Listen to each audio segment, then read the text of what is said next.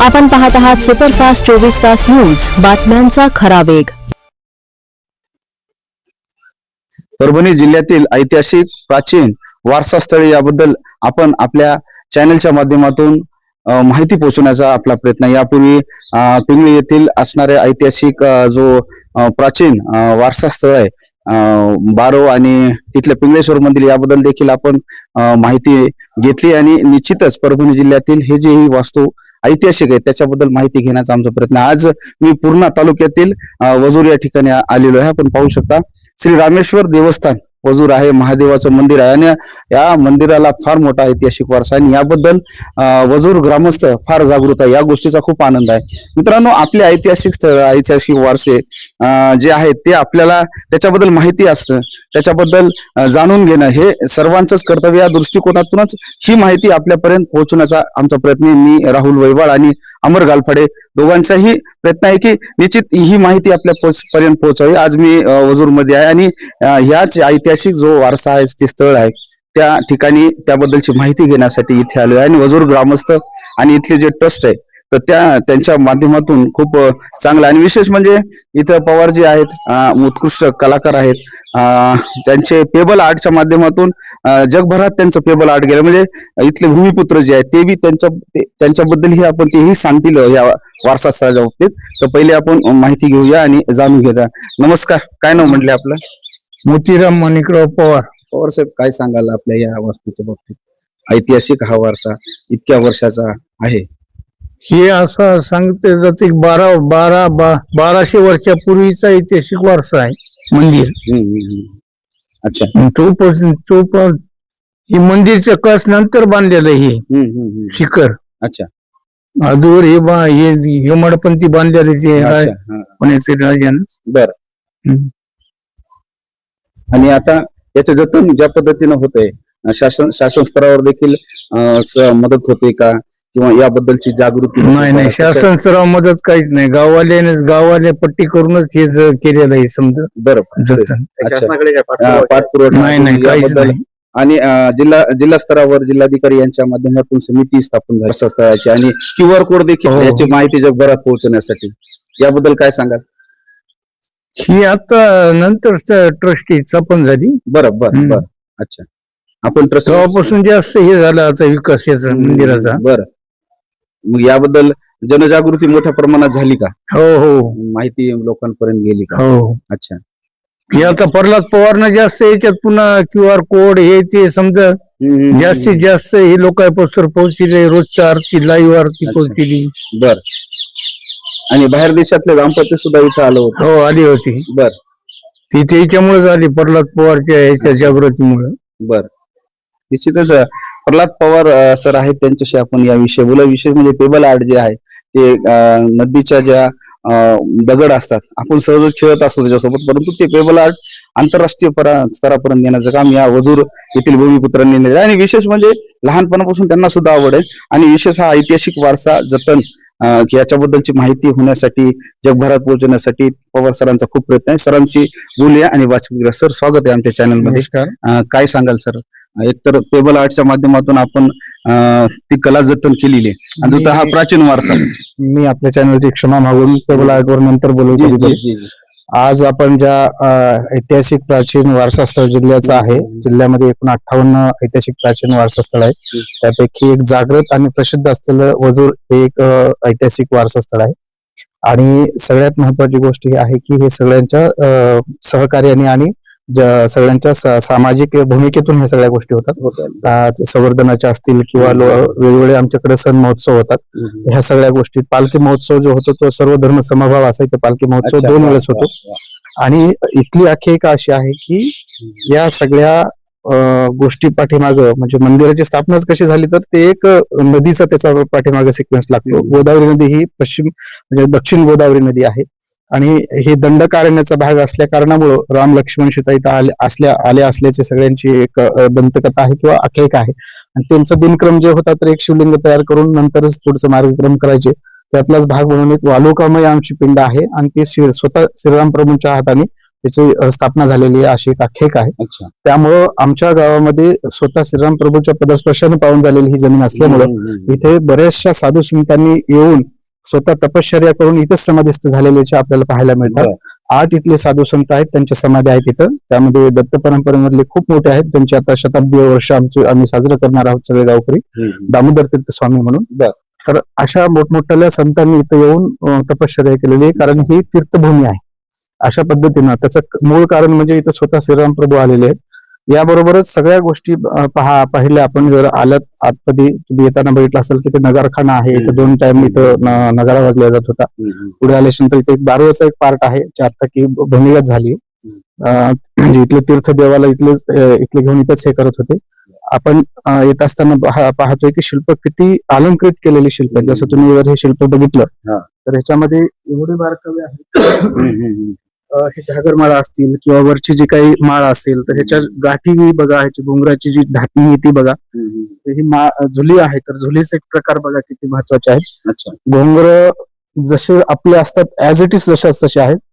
हे इतिहासकाराच्या मते किंवा तज्ञाच्या मते हे 12व्या शतकातलं मंदिर यादव कालखंडातलं आहे असं त्यांचं मत आहे.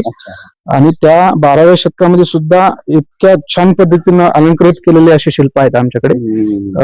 ते काही ह्याच्यामध्ये ते भग्न झाले किंवा केले, हा भाग थोडासा वेगळा जर झाला, परंतु हे किती महत्वाचे आणि किती जुने शिल्प आहेत हे बघायला मिळतात आपल्याला. तर अशा पद्धतीने आपण आतमध्ये गेलो तर सर आतमध्ये घ्या. आपण आतमध्ये पाहूयात. अतिशय सुंदर आणि सुरेख असलेले हे मंदिर आहे. कसं आहे, प्रत्येक ठिकाणी जिथे कुठे मंदिर आहे तिथं सभा मंडप असतात वेगवेगळे. नंदीचा पण काही ठिकाणी सभा मंडप आहे, नंदी मंडप म्हणतो आपण. तिथं आल्याच्या नंतर हे अर्ध मंडप आहे आणि हे जे म्हणतो ही रंगशिळा आहे. अच्छा. हा, त्याच्या पुढचा जो भाग आहे तो अंतराळ आहे आणि आतमध्ये गेल्यानंतर गर्भगृह आहे. अशा पद्धतीने हे मंदिराचे हे वेगवेगळे पार्ट असतात आणि त्यामध्ये अशा पद्धतीनं त्याला वेगवेगळे नाव आहेत. सुरेख नक्षीकाम वर जर बघितलं तर ते वितान आहे. अशा पद्धतीनं आहे. आणि इथं आल्याच्या नंतर आपण पाहतो की याच शिलालेख पण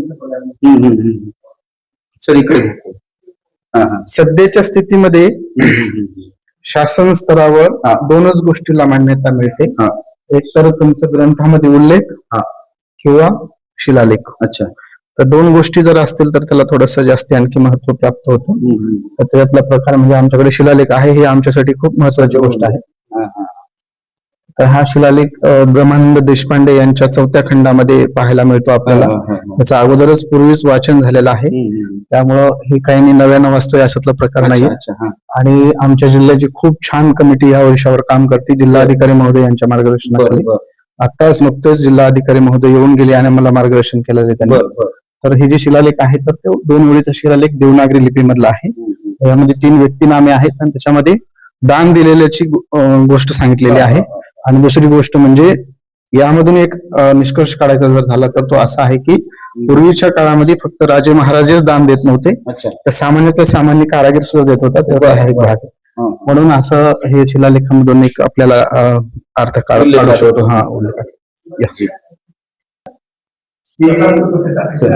शाखा दिसते तुम्हाला, हे जे द्वार आहे त्याला द्वार शाखा म्हणतात. आणि ही जी द्वार शाखेची धाटणी आहे ही पंचद्वार शाखा आहे. 1, 2, 3, 4 आणि 5. 5 असल्यामुळे पंचद्वार शाखा म्हणतात. आणि हे जो प्रकार आहे द्वार शाखेचा त्याला नंदनी प्रकार आहे. नंदनी नावाची द्वार शाखा आहे. तुम्ही ज्याच्यावर उभं टाकलेलं आहे ते चंद्रशिळा आहे. आणि ह्याच्या पुढे जर तुम्ही गेलात तर हे मंदार. अशा पद्धतीचं एक द्वार शाखेचं आपल्याला विवरण करता येईल. वर एक पट्टी दिसते त्याला उत्तरांग म्हणतात. ज्या उत्तरांगावर आपल्याला शिव नृत्य करताना दिसत आहे. पुढे साधक आहेत आणि तिकडे राक्षसगणातलंच एक देवता दाखवलेली आहे. तुम्हाला दिसणार नाही पालखीवर. अशा 3 वर पट्टी आहे. अशा पद्धतीनं द्वार शाखा एकदम अलंकृत असलेली आणि हे मुख्य गर्भगृह आहे. गर्भगृहामध्ये आपल्याला 2 पायऱ्या उतरून आतमध्ये जावं लागतं. आणि जी पिंड दिसते आपल्याला ती पिंड आहे वालुकामय, जे की आताच उल्लेख केला होता. स्वतः श्रीराम प्रभू यांच्या हाताने ती स्थापन केलेली असल्याची आख्यायिका आपल्याला बघायला मिळतात. त्याचबरोबर त्या पिंडीमध्ये एक चीर दिसते आपल्याला अशी. त्या सरांच्या समोर जर बघितलं तुम्ही त्याची पण एक आख्यायिका आहे. एक महिला होती, त्याच्याबद्दल अण्णा सांगतील थोडस. हा, तर ती आख्यायिका अशी आहे की ते सतत देवाला येत होते आणि आल्याच्या नंतर थोडं घरच्यांनी संशय घेतला त्यांच्या ह्याने. आल्याच्या नंतर मग त्यांनी थोडस मारण्याच्या उद्देशाने येत होत्या, तर त्यांनी देवा धावा असं म्हणल्याच्या नंतर देवानी मला मध्ये सामावून घेतलं, अशी एक आख्यायिका आहे. तर ते ह्या अशा काही गोष्टी आहेत आणि खूप जाज्वल्य आणि प्रसिद्ध असं आमचं देवस्थान आहे. देवस्थान बद्दल एक लक्ष्मण महाराज यांनी खूप सुंदर असं लिखाण केलेलं आहे. त्यांनी गोदावरी परिक्रमा केली होती आणि त्याच्यानंतर मग वधूर ही कसं पवित्र आहे त्या अनुषंगाने सुद्धा त्यांनी वधूबद्दल काही गोष्टी सांगितलेल्या आहेत. इथं आल्यानंतर देव कसा प्रसन्न होतो, कशा पद्धतीने इथं आल्याच्या नंतर गंगेला स्नान केल्यानंतर काय होतं, ह्या सगळ्या गोष्टी आहेत. आणि म्हणून अशा काही विषय इथं बघायला मिळतात आपल्याला की ते ओव्हरऑल जर बघितलं तर इथं आल्यानंतर भक्तांची हेच होते, म्हणजे त्याला चांगल्या पद्धतीने त्याला आशीर्वादच मिळतो, अशा आशयाच्या सगळ्या गोष्टी बघायला मिळतात. याचबरोबर दरवर्षी आपल्याला नाविन्यपूर्ण उपक्रम इथं होत असतात.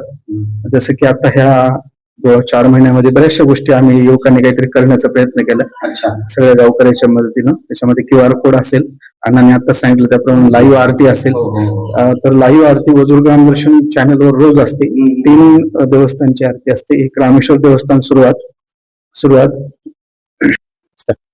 तर अशा पद्धतीनं इथे दरवर्षी वेगवेगळे उपक्रम होतात आणि आता जे 4 महिन्यापासून बरेचसे उपक्रम इथे चालू आहेत. त्यामध्ये QR कोड तयार करणं असेल. दुसरी गोष्ट, आपल्या ह्याच्यामध्ये एक माहिती पत्रक तयार करून ते पालकमंत्री महोदय व जिल्हा प्रशासनाच्या उपस्थितीमध्ये त्याचं विमोचन करणं असेल, किंवा लाईव्ह आरती असेल, जी लाईव्ह आरती सगळ्यांच्या सहकार्याने आणि सकाळी लवकर उठून आम्ही ते युवक सगळे करतोय. आणि त्याचा इम्पॅक्ट असा झाला की आम्ही लाखो लोकांपर्यंत सहज पोहोचू शकलो आमचा हा विषय चांगला ऐतिहासिक घेऊन.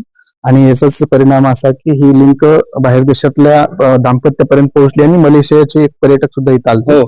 तर हे सगळ्या गोष्टी पाहत असताना सोशल मीडियाच्या बऱ्याचशा पर्यटकांचा ओघ इकडे येतोय.